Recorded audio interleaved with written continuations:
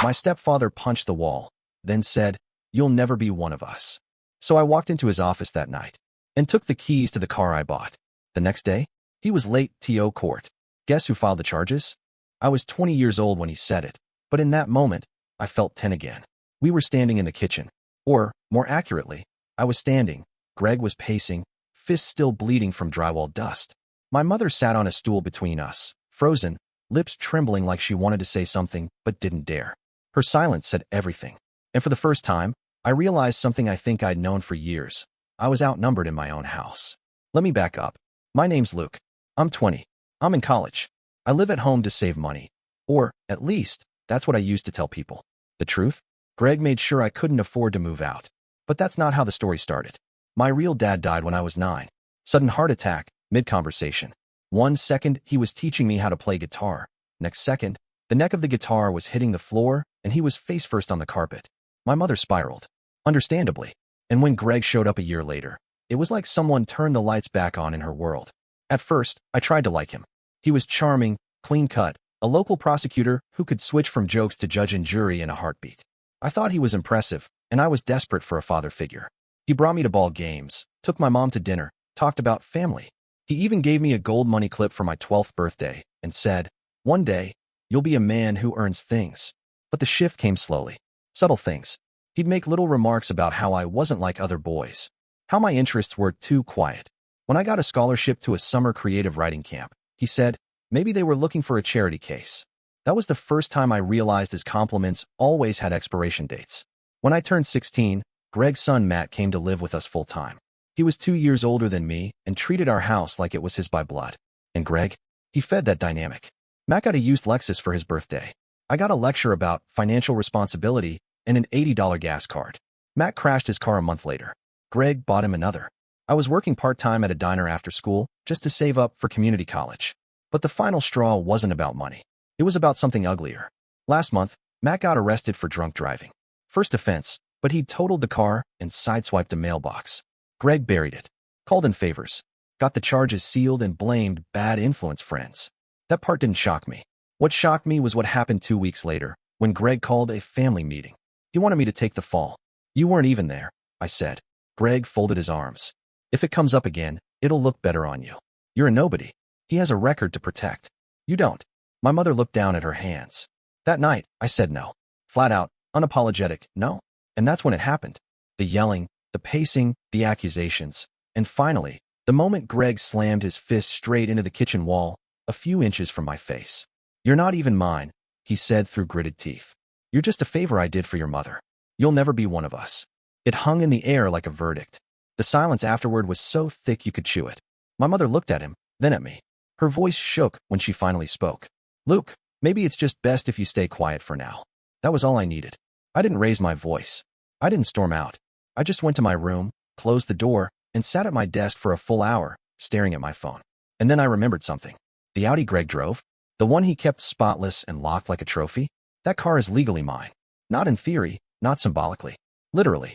Registered under my name, purchased with my ID, paid for using my student aid when Greg said it would help us qualify for family grants. I never signed it over. Never saw a penny. And suddenly, I didn't feel powerless anymore. That night, while everyone else was asleep, I opened Greg's office door. He never changed the locks, probably because he thought I'd never dare. I opened the drawer. There it was, the spare key fob, nestled in its little felt box. I stared at it for a second. Not because I was hesitating, but because I realized, in that moment, the war he'd started was already over. I took the keys. I opened the garage. I drove away, slowly, quietly, with the windows down and the radio off. And on the way out of the driveway, I left something behind on his desk, a folded yellow sticky note. Just 3 words. Not your problem. That night, I drove around town in his car. Correction. My car, with no destination. Windows down. Cold air in my face. I didn't blast music or call friends. I didn't even feel excited. I just felt awake for the first time in years. Like I was finally driving something bigger than a car, my own life. At 4:13 a.m., I parked 2 blocks away from the house and turned off the engine. I sat there in silence, thinking, planning. See, I knew Greg had court the next day. Big one, too, a local landlord-tenant case that had made the news. A real mess involving undocumented payments, fake leases, and a single mother he was allegedly trying to evict for noncompliance. Typical Greg move. Weaponize the law, clean his hands, and call it justice. He was scheduled to speak at 8 a.m. I checked my watch and waited. Back at the house, the sun came up. I imagined the moment perfectly. Greg coming downstairs, tie half knotted, coffee in one hand, reaching for keys on instinct. The confused flick of the wrist. The double check. The drawer opening. The empty slot. His voice getting louder. His shoes hitting the hallway floor like hammers. At 7:24 a.m., my phone buzzed. Greg, where the hell is my car? Greg, Luke. Call me. Now. Greg, this is not funny. If you took it, you better get back here right now. I didn't respond. Instead, I pulled into a gas station near the courthouse, bought a bottle of water, popped the hood to let the engine cool. Then I sat down on a bench across the street from the courthouse entrance and waited. At 8:07 a.m., I saw him. Sweaty, red-faced, hair uncombed, tie crooked. He looked like a man being chased. He sprinted across the street, briefcase in hand. His phone was pressed to his ear, and even from across the way I could hear the rage in his voice. People turned to stare. A few even recognized him. I watched two officers at the door glance at each other like, what the hell's his problem? I took a photo. Just one. Then I walked back to the car. But here's where things got fun. Because I didn't just take the car. I'd already filed the theft report. Let me explain. 2 years ago, Greg asked me to use my student loan refund to help the family. Said I'd get it back.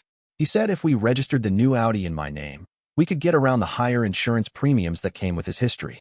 He sold it to me like it was a smart investment for the family. I was dumb enough to agree. But I never signed the car over. Never transferred the title. He just drove it like it was his. Because in his world, everything under this roof belonged to him eventually. Until it didn't. The night after the wall punch incident, I logged into the DMV portal. Confirmed the title. Confirmed the insurance was still under my name. The car had never been transferred. Still 100% mine. Then I filed a report of unauthorized use. I kept it vague. Registered owner requests documentation of vehicle status and usage by secondary driver. No current consent given. Not listed on insurance policy. Location currently unknown. I submitted it as a paper trail, not a full police report. Not yet. I just wanted it on file. Just enough to rattle him. And it worked. Because that morning, while Greg was late to court, the courthouse parking officer saw the missing Audi sitting on the side of the gas station, called it in, and the report pinged the registration. Which meant by the time Greg got inside, he already had a voicemail from courthouse security, asking why a vehicle registered to Luke H. had been marked as unauthorized use and was sitting idle across the street. He didn't answer that call. He couldn't, because I already had the voicemail transcript forwarded to his boss. See, Greg thought he owned everything. The house, the schedule, the respect. But what he forgot is that he didn't own me. He never did. That night, when I got back to the house, the lights were off. The car was parked neatly in the garage like nothing had happened. But the moment I walked in, he was waiting for me in the kitchen. You think you're clever? He said. I didn't answer. You stole my car. That's grand theft auto.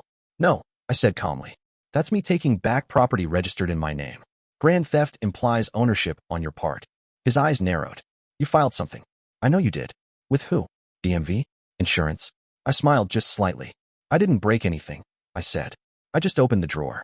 He lunged, but stopped short. For the first time since he moved into our lives, Greg hesitated. Because in that moment, he understood something. He had just punched a hole in a wall to intimidate the wrong person. He walked away, said nothing. I went upstairs and started printing receipts. DMV records, insurance docs, loan statements, email threads, voice memos, screenshots of text messages where he told me not to worry about the legalities. I wasn't just collecting proof anymore. I was building a case. Because what Greg didn't know, what he couldn't know, was that the Audi was just the beginning. He'd used my name for a lot more than a car. And I was ready to drag it all into the light. The thing about betrayal is that it doesn't start with a knife in the back. It starts with doubt. Subtle. Slow. You feel it in the way someone pauses before defending you, or how they shift in their seat when your name comes up. It's not loud. It's quiet, like rot under floorboards. That's what it felt like, living with my mother after the wall incident. She didn't say much the morning after Greg's meltdown. She just picked up the pieces of drywall from the floor, threw away the sticky note I'd left in his office, and washed her hands at the sink for 10 full minutes. Later that afternoon, she knocked on my door. I thought, for a moment, she might apologize. She didn't. You embarrassed him, she said. I looked up from the stack of documents I'd been printing. Excuse me. You took his car, Luke. You knew he had court. You knew what it would look like. I set the papers down. He's not the victim here. She crossed her arms, like she was bracing herself. You've always been dramatic. There it was. That word. The same one Greg used when I was 14 and told them Matt was stealing from my backpack. The same one they used when I said I didn't want to go on family trips anymore because I was tired of being the guest. Dramatic. The curse word they disguised as concern. Do you even want me here? I asked. She didn't answer, just stared at the wall behind me, the way she always did when the truth was inconvenient. That's when I realized I wasn't fighting Greg anymore. I was standing alone. So I got back to work. I wasn't looking for revenge. Not really. I was looking for something that made me feel like I wasn't insane for remembering everything exactly as it happened. I wanted proof. And then, I found it. It started with a letter. A random envelope in a stack of Greg's unopened mail that had slipped behind a filing cabinet. The return address said Department of Higher Education. Dated from over a year ago. Addressed to me, but opened and stuffed in a drawer. I unfolded it. My hands were shaking by the third sentence. It was a letter notifying me that my application for the state student aid reimbursement program had been approved, and that $12,400 had been disbursed to the account provided by the cosigner. I had no idea what that was. I never saw a dime. Greg had told me the application was rejected. I dug deeper. Within the next 2 hours, I pulled transcripts of 3 separate grant disbursements, all linked to my FAFSA ID, my social security number, my address, and his bank account. He'd used my college information to apply for grants, refunds, and scholarships, and redirected the funds to pay off Matt's tuition balance.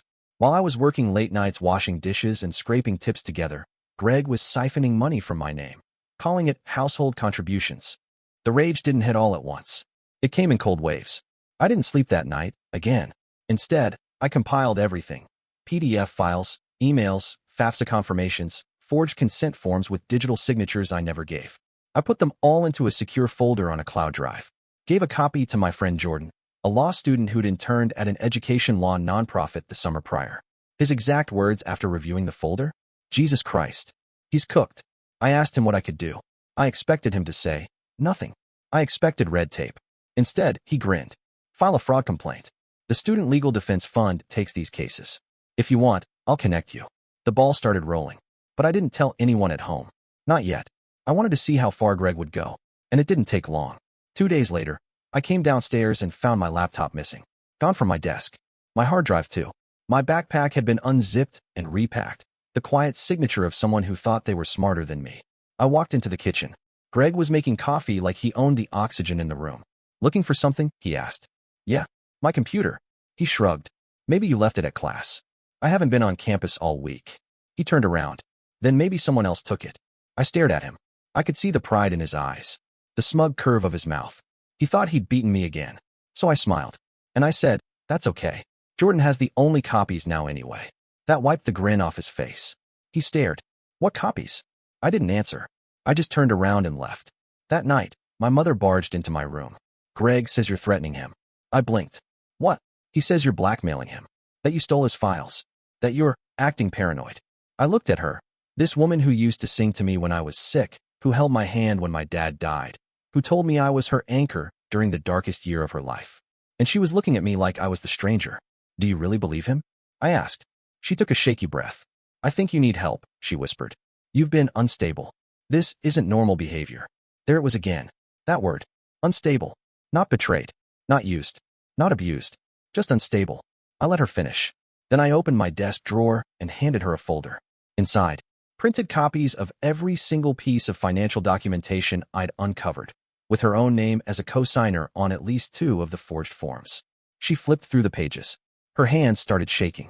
You need to decide, I said. Right now? Him or me? She stared at the papers, then at me.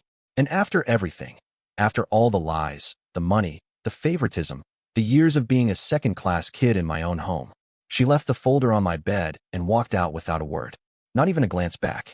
The folder sat on my bed all night, untouched, unmoved, like my mother hadn't even opened it. But I knew she had. I saw the look in her eyes, that flicker of something between shame and survival instinct. She knew everything in those pages was true. But Greg was her oxygen now, and I was just a complication she didn't plan for. By the time the sun rose, I had stopped caring what side she chose. I wasn't the one who forged legal documents. I wasn't the one who had money meant for my education and spent it on someone else's kid. I wasn't the one with a name about to be dragged across a courtroom transcript. Greg had built his life around control, and I was going to show him what it looked like when control slipped through his fingers. 2 days later, I walked into the legal aid office Jordan had connected me to. The building wasn't fancy. Peeling paint, broken water cooler, one overworked admin behind the front desk. But the moment I sat down across from a woman named Carla, education law specialist, 40 years of experience, zero tolerance for bull, I felt something shift. She didn't waste time with sympathy. Instead, she flipped through my files like she was reading a weather forecast and said, "Yep, this is enough." Enough for what? I asked. To end his career. Carla explained it like this. Federal student aid is one of the most tightly regulated financial pipelines in the U.S. falsifying documents, diverting funds, misrepresenting familial status, any of that connected to someone holding public office, especially in law enforcement or prosecution. That's a grenade waiting to go off. You won't just be filing a fraud complaint, she said. You'll be triggering a review of every case he's touched where money, consent, or trust was a factor. But I'm not trying to burn his whole life down, I said quietly. Just take back mine. She nodded. Sometimes, those are the same thing. We filed the complaint the next day. Carla had me fill out a federal fraud disclosure form, attach copies of every financial document, sign a waiver authorizing investigation into my FAFSA records, and draft a sworn statement. She submitted it through 3 channels: the Department of Education, the Office of Inspector General, and a legal nonprofit that specialized in student financial abuse. It didn't take long for things to move. By the end of the week, Greg's name was flagged in 2 active databases. And 3 days after that, the courthouse got a letter. Not just any letter. A federal inquiry notice, requesting information about Greg's role in educational funding for minors under his guardianship, specifically referencing Luke H., and a list of falsified documents. He must have gotten it on a Thursday, because Friday morning, I woke up to something strange. The smell of pancakes. I came downstairs and found him at the stove, apron on, whistling, like he was auditioning for a role he'd never practiced for. He looked up and smiled. "There's my guy." I stopped in the doorway. "You're what?" He poured syrup. "Look, things got tense. I get it. Misunderstandings, strong emotions, all that. But I think we can move forward. Together." My mother sat at the table, silent. Greg kept talking like this was some sitcom moment. I overreacted. "You lashed out. But we're family. We can fix this. You just have to call off that little complaint, and we'll work things out. Maybe even get you a better car." There it was. The offer. The classic Greg maneuver. Control, charm, bribe. Like I was still 15, like I didn't know he'd lied, manipulated, and robbed me of years of peace. I stepped forward and pulled a folded piece of paper from my back pocket. "What's that?" he asked. I handed it to him. A printed screenshot. From the local paper's website. Headline: Prosecutor under federal review for alleged student aid misconduct. Subheadline: Accused of financial exploitation of stepchild. Complaint filed with Inspector General. His hands trembled as he read. This hasn't gone public." "Oh, it has," I said. "The reporter said you didn't return her call." He dropped the paper. I turned to my mother. "He didn't just lie to me," I said. "He made you an accomplice. Your signature is on half of this. And if you think they won't investigate you next, you're delusional." Her face was pale, lips slightly parted. But still, she said nothing. That's when I realized she was too far gone. Greg looked like a man on the edge of a cliff with one foot already off the side. He started babbling. "You don't know what you're doing. This'll destroy everything. My cases, my record, my future. And for what? A few bucks? You're not a victim, Luke. You're a nobody." He spat the word like it tasted sour in his mouth. I smiled. "You keep calling me that," I said. "But I'm the one whose name is on the registration, the FAFSA, the insurance, and now, the investigation." He lunged again. Not to hit me, to grab the newspaper. I stepped back. "You can keep it," I said. "Might want to start practicing your apology for the hearing. Oh, and Greg." He paused. "I haven't even submitted the police report yet." The official hearing notice arrived 3 days later. White envelope. No return address. My mother placed it on the kitchen counter without a word. I watched Greg walk in, see the seal, and freeze. He didn't open it right away. He stared at it like it might explode. In a way, it would. That envelope meant 2 things. The Office of Inspector General was taking the complaint seriously. Greg was no longer just under review. He was being investigated for fraud and financial exploitation of a dependent. And that wasn't the only problem. Because I had also made another move. I had filed a formal police report for unauthorized use of a vehicle and identity misuse, with a signed affidavit, copies of all registration documents, and supporting financial records from my FAFSA and student aid portal. See, Greg thought if he scared me enough, I'd fold.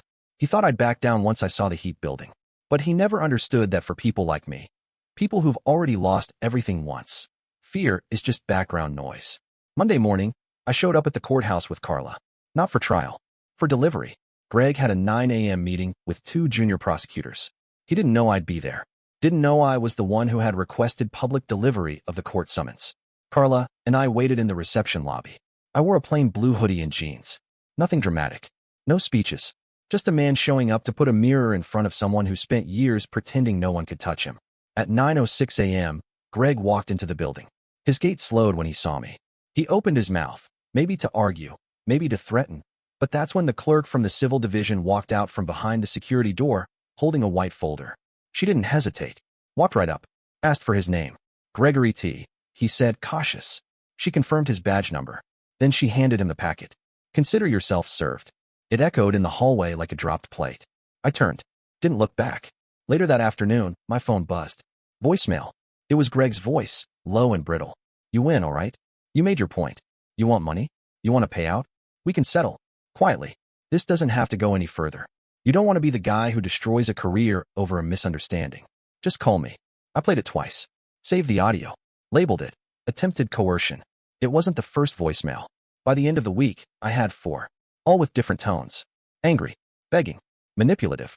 Even one from my mom, saying Greg wasn't sleeping and that I needed to be the bigger person. I didn't respond. Because the truth is, I wasn't even the one destroying Greg's career. He did that. I just stopped shielding him from the consequences. 3 days before the hearing, something unexpected happened. I got a message on LinkedIn. From Matt. Subject, we need to talk. I opened it. His message said, didn't know half this stuff. Dad told me you were blowing things out of proportion. If even 10% of what's in the article is true, I'm sorry. You didn't deserve that. Part of me wanted to ignore it. Another part wanted to punch a hole in the screen. But mostly, I felt nothing. Matt was part of the system that worked because I never fought back. The golden child. The one who got the tuition, the car, the protection. And now that the spotlight was on his dad, he wanted to distance himself. I left the message on read. The morning of the hearing, Greg showed up late. Again, wrinkled suit. Eyes bloodshot. His hair, always perfectly parted, was uncombed for the first time I could remember. He looked small, like the walls around him had started to collapse, and for the first time in his life, he couldn't talk his way out of it. He walked into the courtroom and saw me sitting at the back. His eyes darted to the ground. There were no words exchanged, but I didn't need them. The prosecutor's office had already opened an internal disciplinary file, and because the case involved misuse of federal funds and coercion of a legal dependent, Greg's bar license was flagged for review. This wasn't just about reputation anymore. It was about survival. As we left the courthouse that day, Carla turned to me and asked the same question I'd been asking myself for weeks. What do you want out of all this? I thought about it. The money? Sure. I'd file for damages. The grants I never saw. The stolen aid. The forged forms. The apology? Maybe. Not that I expected one. But what I really wanted was simple. I wanted to know that Greg, this man who told me I was worthless, who smiled while stealing my future, would spend every day from here on out wondering if this would be the day someone else knocked on his door with bad news. I wanted him to live in that same fear he put in me. That's what justice looked like to me. Not revenge.